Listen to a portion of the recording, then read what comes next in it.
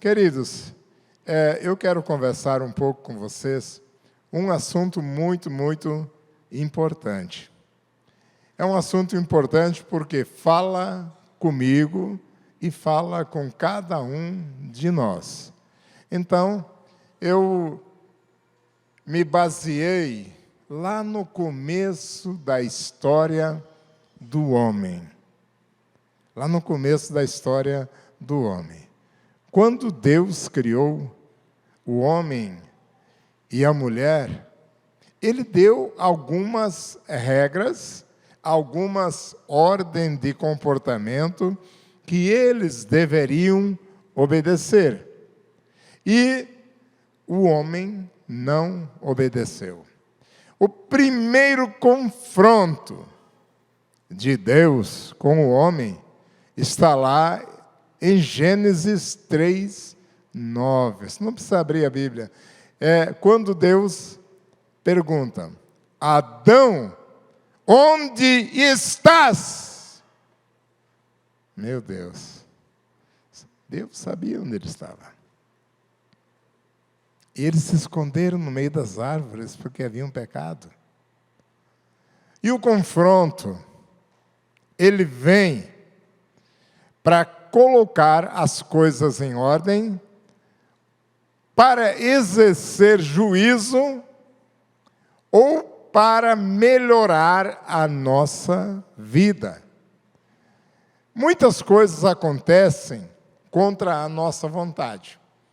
Por exemplo, em 2011, nós tivemos um tsunami no Japão. Essa foto aí dá para ter uma ideia de como ficou em alguma parte, mas na internet tem muitos vídeos que você olha e fala, não é possível uma desgraça tão grande. Esse aqui tiveram quase 16 mil mortos confirmados, tá? 6.152 feridos e mais de 2.500 desaparecidos. É terrível, né? Um confronto desse que a natureza faz com o homem.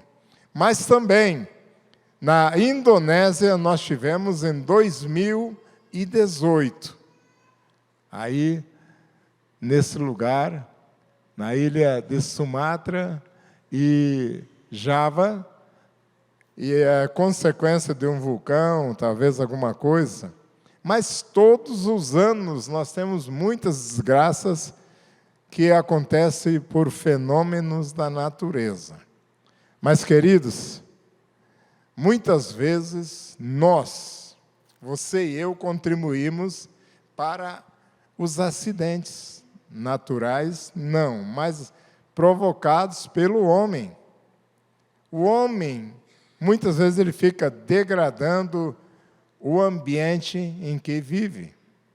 Em 1996, quando eu cheguei aqui em Vilhena, a água do rio Piraculino, você podia pegar um copo e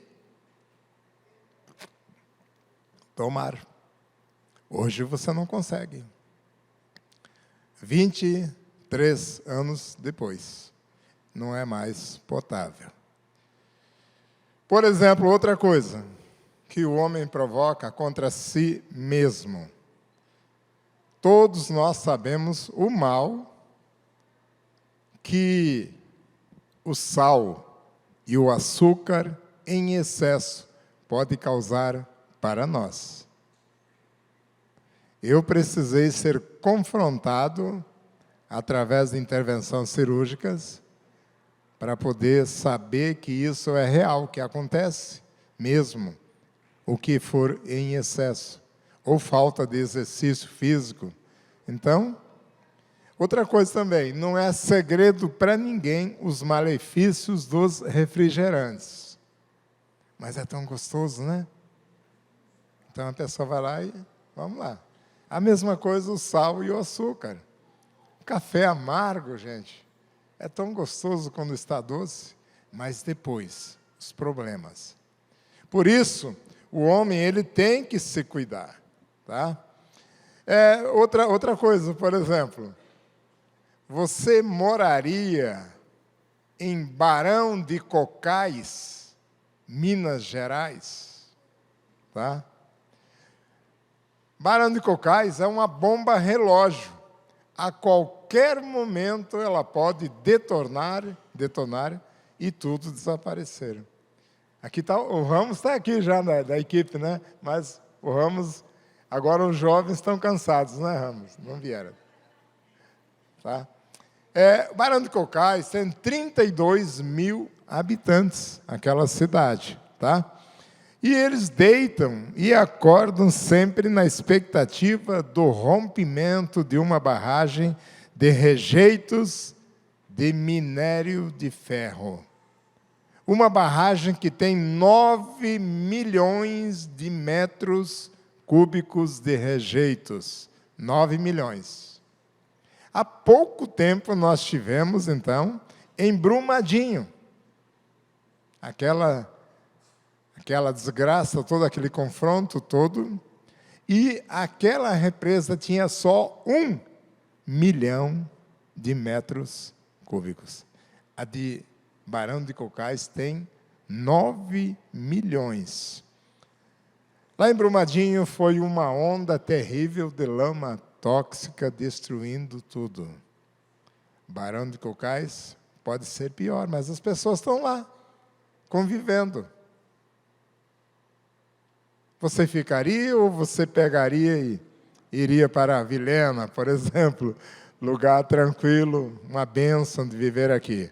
Bem, querido, existem situações em que podem ser evitadas. Eu falei essas coisas, vou continuar falando outras, mas muitos preferem correr o risco do que se prevenir.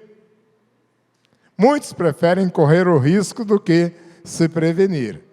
Nós, você e eu, somos a igreja, servimos um Deus vivo, um Deus de amor, que em tudo Ele alerta o homem para que tudo nos vá bem. Deus deixou a Bíblia escrita para servir de bússola, para que nós não andássemos em caminhos errados. Mas se nós não acatarmos os conselhos da Bíblia, que é os conselhos da palavra de Deus, nós vamos ter também um confronto inevitável. Eu vou repetir, que é o título da nossa palavra de hoje. Um confronto inevitável. Tá? Eu quero convidar você para abrir a sua Bíblia, seu iPad, seu telefone, em Isaías. Isaías, capítulo 1, versículos de 11 a 17. É um texto forte, contundente e que até assusta a gente a dureza das palavras de Deus que ele fala aqui nesse texto. Então está aí Isaías 1, 11 a 17. Diz assim, é Deus falando através de Isaías: estou farto dos vossos sacrifícios, não quero mais gordura de carneiros, não quero ver mais o sangue dos vossos holocaustos. Quem é que vos pede sacrifícios, já que vocês não se sentem abatidos pelos vossos pecados? O incenso que me trazem é como um mau cheiro que sobe até as minhas narinas. E as vossas celebrações sagradas, quando das luas novas, assim como os sábados e os vossos dias especiais de jejum, tudo isso para mim é uma fraude. Não quero mais saber dessas coisas. Repudio tudo isso. Estou cansado de ter que a suportar. Quando vocês estenderem as mãos em oração, esconderei de vocês os meus olhos. Mesmo que multipliquem as suas orações, não as escutarei.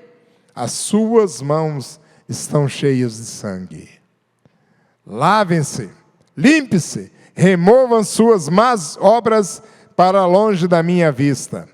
Parem de fazer o mal, aprendam a fazer o bem. Meu Deus, nós te agradecemos por essa palavra. Entendemos que é uma palavra forte e que o Senhor trouxe naquele tempo a todo o povo que se dizia teu povo, Pai, os israelitas.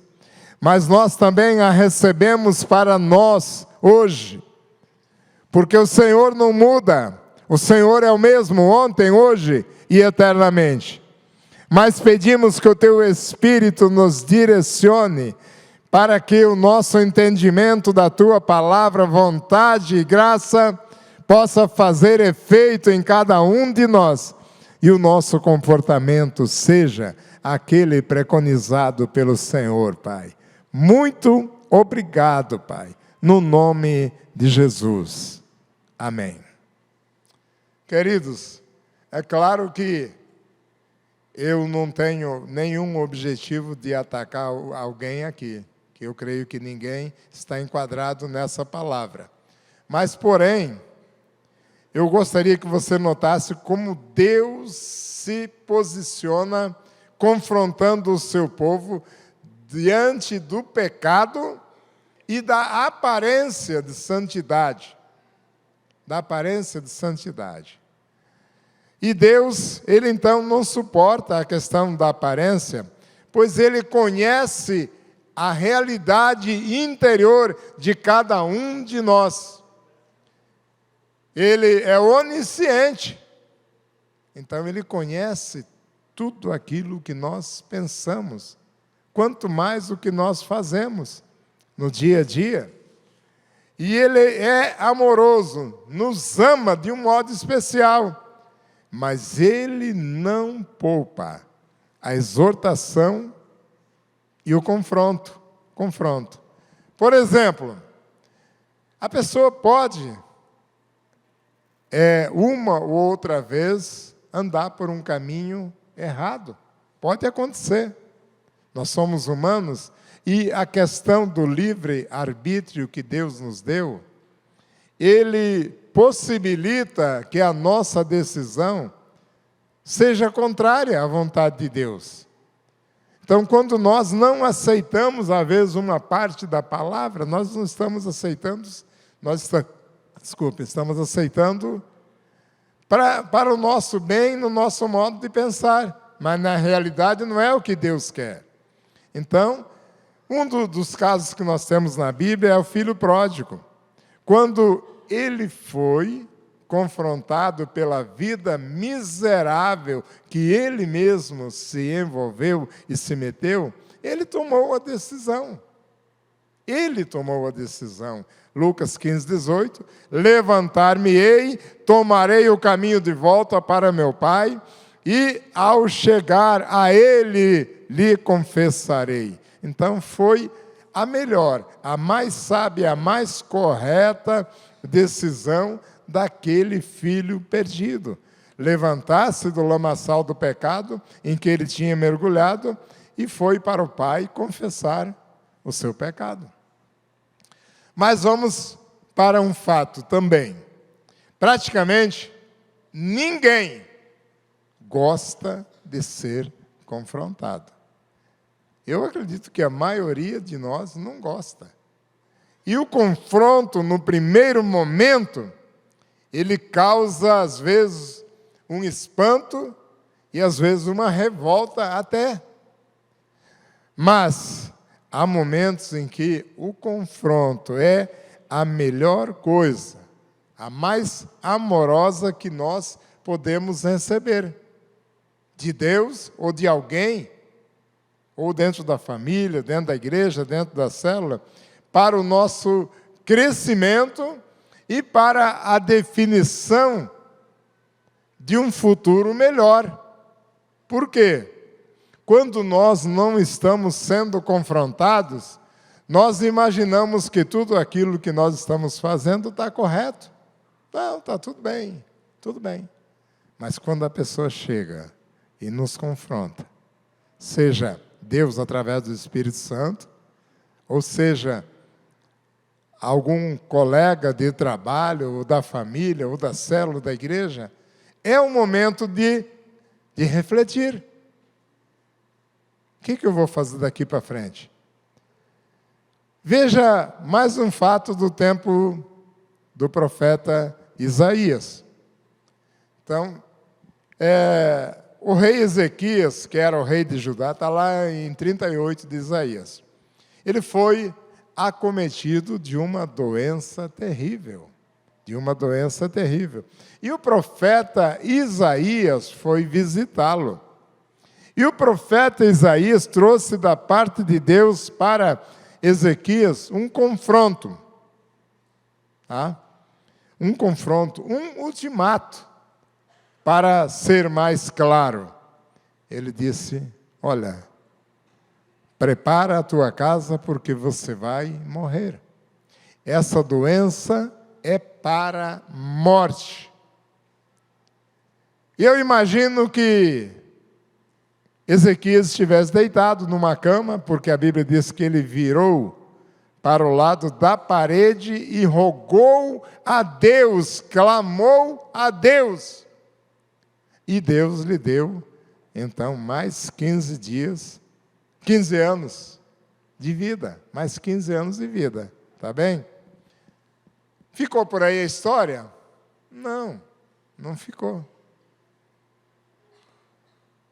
Ezequias não considerou aquela bênção que Deus havia lhe dado. Muitas vezes nós também, queridos, pedimos a Deus, e Deus acaba nos dando aquilo que nós precisamos.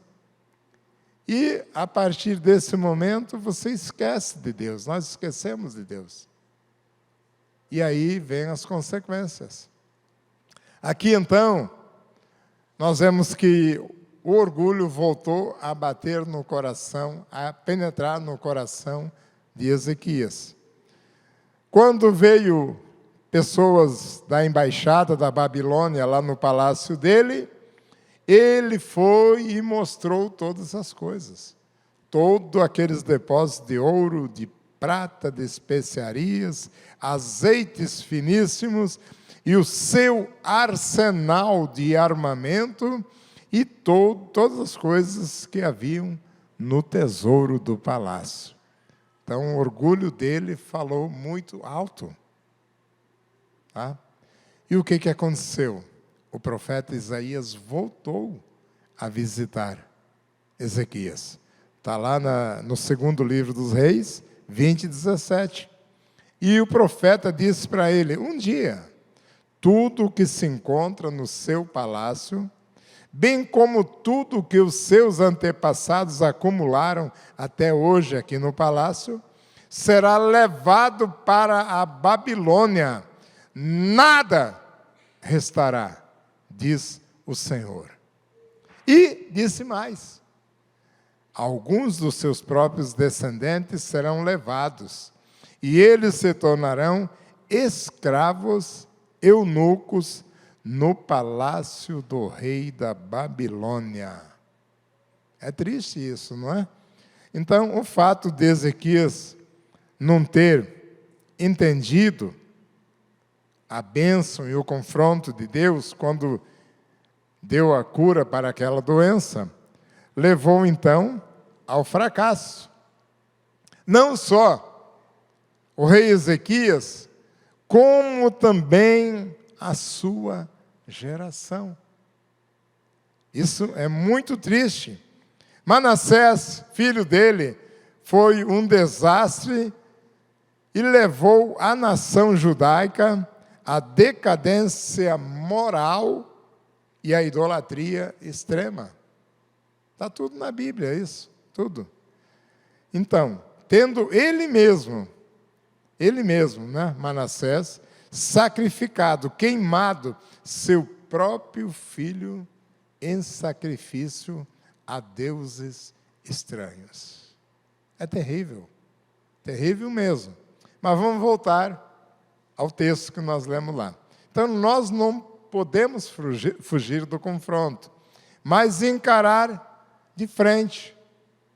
A própria igreja, nós, né? A igreja, ela nasceu do confronto entre a legalidade e o amor. Havia um confronto naquele tempo entre o amor de Jesus e a legalidade da lei mosaica, né? E Jesus foi enfático. Eu edificarei a minha igreja. Mateus 16, 18. Então, através dessa afirmação de Jesus, nós temos que ele foi o sábio construtor e a quem a igreja pertence. A igreja pertence a Jesus, pois ela, a igreja, você e eu, somos o corpo, cuja cabeça é Cristo, o Senhor. Quando Paulo escreve aos Efésios 1, 21 e 22, ele diz assim, que sujeitou todas as coisas aos seus pés, e sobre todas as coisas constituiu como cabeça da igreja, que é o seu corpo, a plenitude daquele que cumpre tudo em todos. Então, quando nós pegamos a Bíblia e lemos, Deus nos deu o entendimento para todas as coisas. E ela serve para nos relatar fatos, verdades, normas, conselhos, muitas coisas. Então nós temos que pensar, raciocinar. O quê? Diante daquilo que nós acabamos de ler, como deve ser a minha atitude com Deus e com os meus irmãos? Horizontal e vertical. Com Deus e com os irmãos, com a igreja. Como é? Está tudo na Bíblia. Então, eu preciso fazer esse confronto comigo mesmo para colocar em prática o quê? O amor e a vontade de Deus. Mas a Bíblia também fala do confronto final que nós teremos. 2 Coríntios 5,10, pois todos nós, ninguém escapa. Devemos comparecer perante o tribunal de Cristo, para que cada um receba de acordo com as obras praticadas por meio do corpo, quer sejam boas ou quer sejam más. Então, não tem como nós vivermos hoje uma vida própria nossa, à nossa maneira e ao nosso modo, mas sim ao modo de Deus, porque esse dia chegará, o dia do confronto final. Em Malaquias 4:1, o Senhor também fala sobre aquele dia. E ele diz, atenção, diz o Senhor dos exércitos celestiais, o dia do juízo está para chegar. Ele vem ardendo como uma fornalha. Ele vem ardendo como fornalha. O soberbo, o malvado, arderão como palha e serão consumidos como uma árvore em labaredas, e não restará nem raiz e nem ramos. Nada sobrará. Então, muitos ignoram a palavra da Bíblia e muitos ensinam isso aí lá do Velho Testamento. Só que Deus não muda, é o mesmo. Então, se Deus é o mesmo, aquilo que Ele queria ontem, Ele quer hoje e quererá amanhã. Será a história que dirá isso. Tá? E esses fatos históricos que estão na Bíblia são de Deus e são históricos. Eles estão no lastro do povo. E muitos se colocam numa posição passiva, sem medo do amanhã, sem medo do confronto. E muitos querem receber aquilo que não se prepararam para ter. E querem colher aquilo que nunca semearam, Nunca se preocuparam. Não adianta só o título, mas a prática de vida. Então, tudo deve ser feito a modo de Deus. Lá no Velho Testamento, também nós temos a história de Nadab e Abiú, que eram filhos de Arão. Eles tomaram cada um o seu incensário e puseram fogo estranho nos incensários para o tabernáculo. E é contrário àquilo que o Senhor expressamente ordenara. Então, o que aconteceu? Saiu fogo da presença de Deus e os consumiu. A Bíblia, ela mostra, dá a resposta do que acontece. Outro fato, não basta as boas intenções do coração. Uzá, ele quando viu o carro novo com a arca do Senhor que ia tombar, ele botou a mão e caiu morto no chão. Tá? Por quê? 1 Crônicas 15, 2, 1 Crônicas, ninguém pode levar a arca de Deus senão os levitas. A intenção era excelente, mas era contrária à ordem da palavra de Deus. Tem muitos fatos aqui. Deus reprovou Saul, o rei Saul, reprovou mesmo.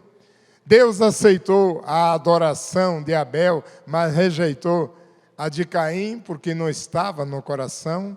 Então, eu fico olhando isso e entendendo que a obra de Deus nós não devemos fazer de qualquer modo, mas ao modo de Deus. Isso que nós precisamos. Por quê? O confronto será inevitável. O confronto será inevitável. Então, o que nós temos que fazer? É fazer do modo como Deus ensina nas Escrituras. A igreja, queridos, ela está aqui para instruir. Todos nós temos oportunidade de aprender. Instruir os membros da igreja, instruir aqueles que querem, tá? Mas nem todos têm interesse. Mas quando vem o confronto, todos nós lembramos de Deus. Parece que a única hora que a gente lembra é quando vem o confronto. E algumas pessoas, por exemplo, chegam e informam alguma coisa. E aí as coisas vão acontecendo, e quando vem o confronto, a pessoa lembra que existe Deus e que existe a igreja. E a igreja tem que estar aqui pronta para acolher, abraçar. Mas não teria sido melhor ter feito do modo da Bíblia, no modo da orientação de Deus? E algumas coisas, elas podem ser corrigidas quando vem o confronto. Mas tem outras que não dá mais, não tem mais condições. Então, nem todas. E pode acontecer que muitas vezes nós venhamos a ler um texto bíblico e acharmos que não é bem assim. Eu acredito que eu posso fazer dessa maneira. Porque tudo parece tão difícil e tão anormal, como está aí na Bíblia. Acredito que se eu fizer desta maneira, eu vou conseguir também fazer mais facilmente. Mas quando nós nos rendemos à palavra de Deus e fizermos, lá adiante nós vamos perceber, nós vamos entender que aquilo que hoje nós não aceitamos era de Deus. E que tudo Ele estava fazendo para o nosso próprio bem. Por isso, é melhor estar fazendo a vontade do Pai Celestial. Outra coisa, quando é que vem a calmaria? Está na Bíblia, mas na prática também. Há poucos dias, num sábado, há 15 dias atrás, nós tivemos uma ventania muito forte aqui em Rondônia, Então, mas depois aquietou. aquela tempestade não continuou, ela parou. Mas a calmaria sempre vem depois da tempestade. Então, quando vem a tempestade, eu tenho que me precaver, confiar em Deus e saber que Ele me dará a vitória. Quando nós prestamos atenção, nós vamos ver que foram as mãos de Deus que fizeram toda a diferença na nossa vida. Outra coisa também, o confronto, ele precisa acontecer para que haja paz.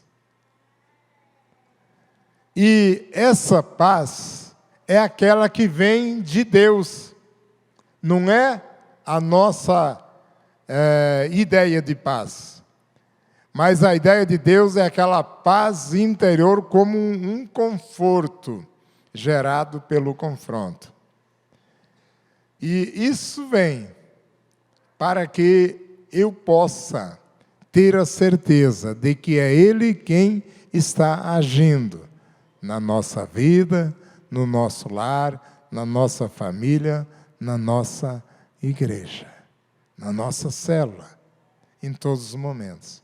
Quando nós somos confrontados e essa paz é gerada, então eu vou saber que eu estou seguro nos braços do Pai. Se você quer estar seguro nos braços do Pai, continue confiando na palavra da Bíblia. Amém? Vamos nos colocar em pé.